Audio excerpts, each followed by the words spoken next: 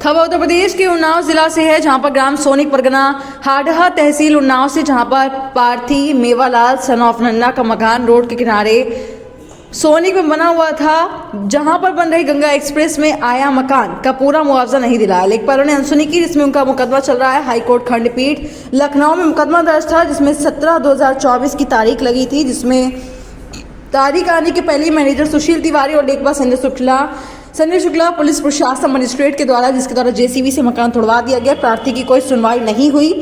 प्रार्थी अपनी मदद के लिए 112 कॉल करके बुलाया, मौके पर उससे कोई भी मदद नहीं मिली। प्रार्थी योगी सरकार से अब गुहार लगा रहा है। खुली दबंगई सामने देखने को मिल रही है। प्रार्थी ने कहा कि मुझे न्याय चाहिए, वहीं प्रशासन भी मौन बैठा है। उन्नाव से ध्रुवलाल की रिपोर्ट। विनोद कुमार और मेरे पिताजी का नाम है श्री मेवालाल जी। और ये हमारी जो है ज़मीन पूर्वज की थी जी, जिसमें से जो है इसका गाटा संख्या 683 है जी, जिसमें हमें जो है बिल्डिंग का मुआवजा बिल्कुल नहीं मिला हुआ है। और जो मुआवजा दे रहे थे वो मुझे बहुत कम दे रहे थे। कितना दे रहे थे?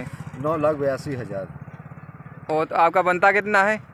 इसमें हमारे अपने प्राइवेट आर्किटेक्ट से निकलवाए थे जी, 29 लाख कुछ रुपए निकाला था उन्होंने जी जी। अभी तक जो है पूरा मूल्यांकन के लिए हम दिए भी थे, उसका हमारा पूरा मूल्यांकन हुआ। कुछ अधिकारी गण आए थे, लेकिन उसके बाद पूरा मूल्यांकन की कोई कापी, कोई रिसीविंग नहीं दी। तो आपने क्या कहीं एप्लीकेशन दिया?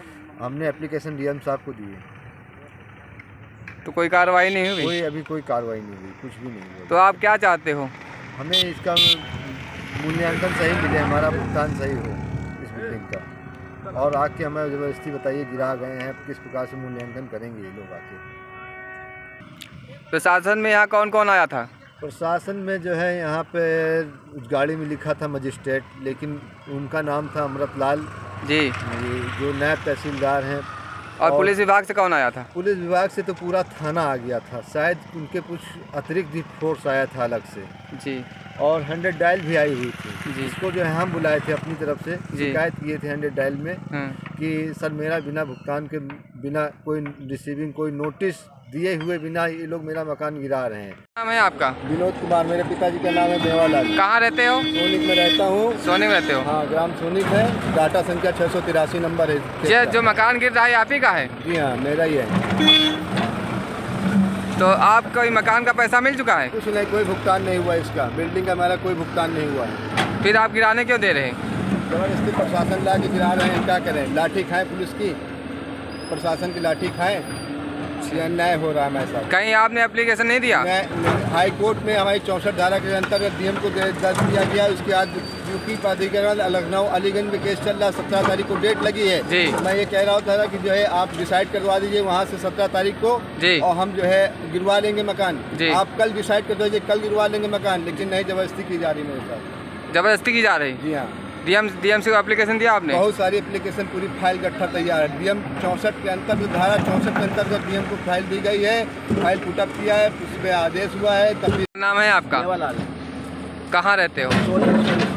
ये मकान जो गिरा आप ही का है? आपके नाम है? क्या इसका पैसा मिल चुका है? आपने कहीं कार्रवाई की? बहुत कार्रवाई की हमने, हाई कोर्ट तक का दायर है, मुकदमा दायर है। तो क्या हुआ?